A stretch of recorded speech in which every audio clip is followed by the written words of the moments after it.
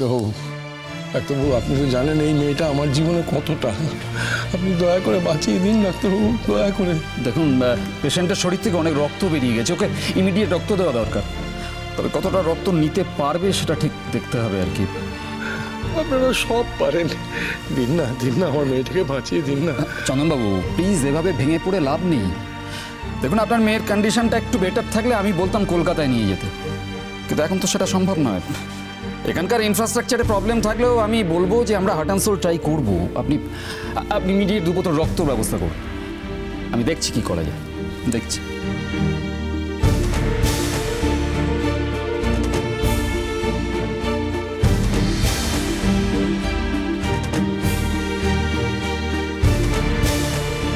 মেয়েটা কেন যে এরকম একটা কাণ্ড করতে গেল?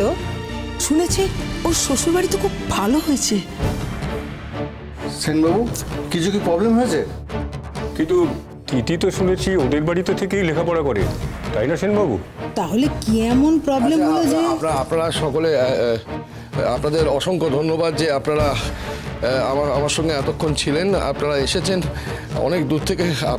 আমাকে যেতে হবে, বুঝলেন, আমার ওই ব্লাডটা জোগাড় করতে হবে, তো মেয়েটার শরীর দিয়ে অনেকটা রক্ত পড়ে গেছে। আপনি একা কেন যাবেন স্যার? আমরাও যাচ্ছি আপনার সঙ্গে। না না না না না না, তোমরা অনেকক্ষণ ছিলে, তোমরা অনেকটা সাহায্য করেছো বাবা। থাক, আপনাদেরও অশেষ ধন্যবাদ, আপনারা এখানে এসেছেন, ধন্যবাদ। আপনারা এবার চলে যান সবাই, তো চলে যাও বাড়ি চলে যাও, আমাকে যেতে হবে। শুনছো, শোনো না, কোথায় যাচ্ছ তুমি? একা একা কোথায় যাচ্ছ? আমি তোমাকে কোথাও একা একা যেতে দেবো না, যেও না প্লিজ। এই মেয়েটা আমার একার মহুয়া, আমার একার, এবং আমি একাই যাব। এই মেয়েটা আমার একার মহুয়া, আমার একার, এবং আমি একাই যাব।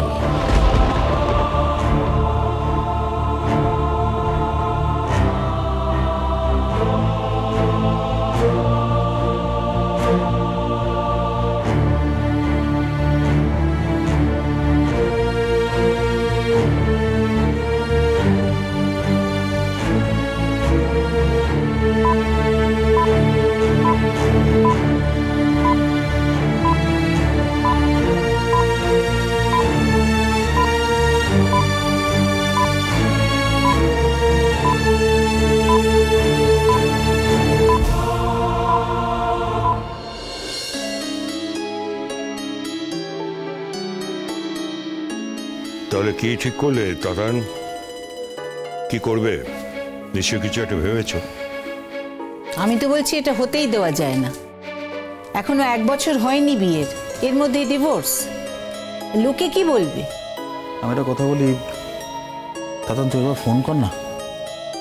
বোমা, আমি তো এটা বুঝতেই পারছি না যে মেঘলা নিজে থেকে এটা দিতে গেল কেন। ও হয়তো বুঝেছে ও না পাঠালে আমাদের বাড়ি থেকেই যেত, সেই জন্যই ও আগে ভাগে পাঠিয়ে দিয়েছে। তো বেশ, তো ও যখন সবকিছু বুঝে শুনে আমাকে ডিভোর্সের পেপার পাঠিয়েছে, তাহলে আমার ওকে ডিভোর্সে দিয়ে দেওয়া উচিত। তাতান, তোর কি মনে হয় বিয়েটা পুতুল খেলা নাকি?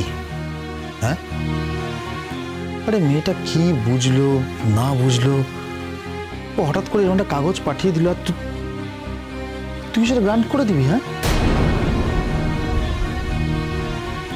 তাতান, তাহলে তো তোমার দাদাভাইয়ের সঙ্গে আমার অনেকদিন আগেই ডিভোর্সটা হয়ে যেতে পারতো, তাই না? কেউ কাউকে স্পেস দেব না, কেউ কারোর কথা সহ্য করতে পারবো না, এটার নাম তো বিয়ে নয়।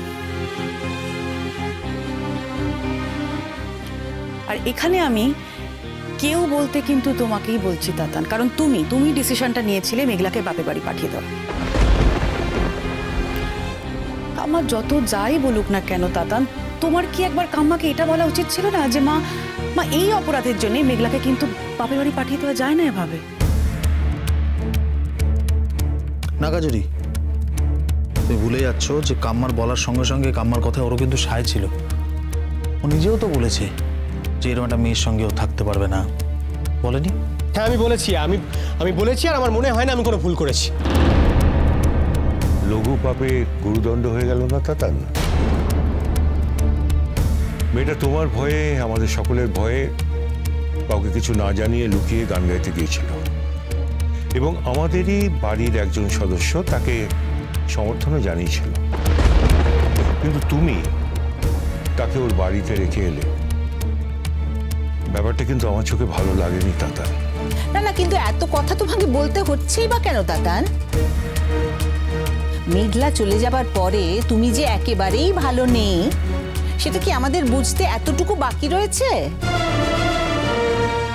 আর তোমার মা হয়তো, আমি জানি না, মানে তোর ঘরে এসে আমরা এই সমস্ত কথাগুলো তোর সঙ্গে আলোচনা করছি, তাতে হয়তো তোর মা রেগে যাবে।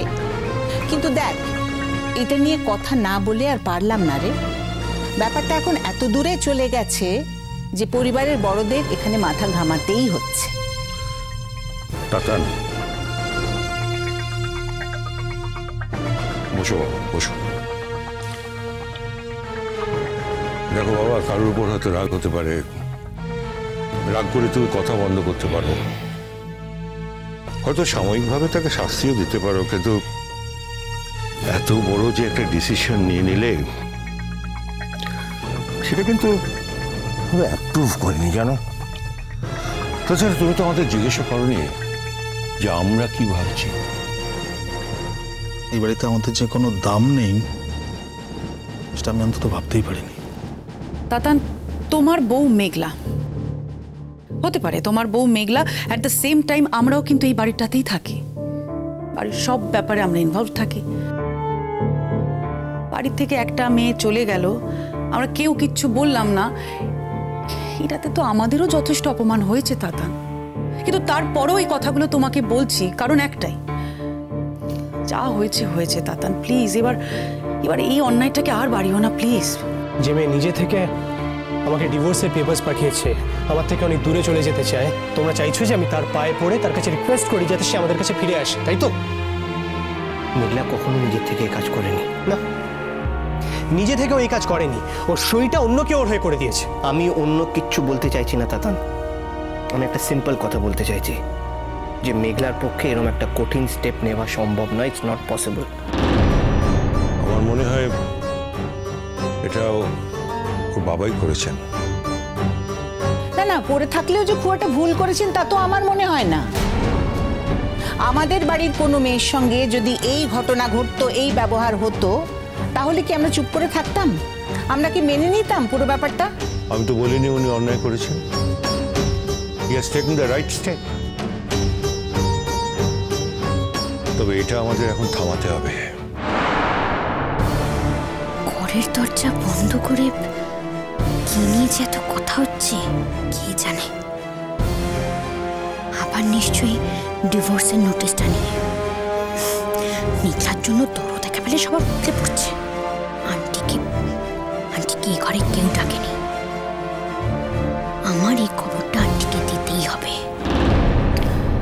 দেখো তাতান, তুমি যেটা করবে সেটাই হবে, কারণ তুমি তো আর বাচ্চা ছেলে নও, তোমাকে জোর করে বুঝিয়ে কিছু করানো যাবে না।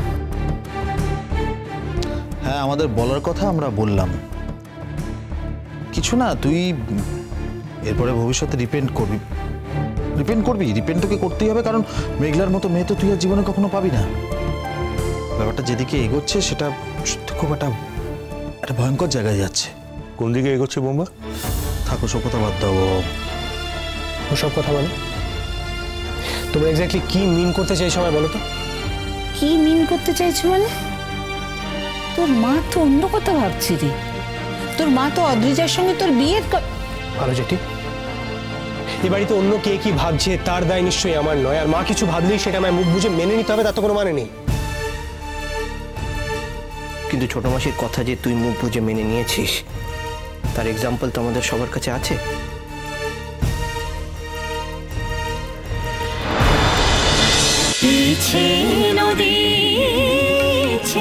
নদী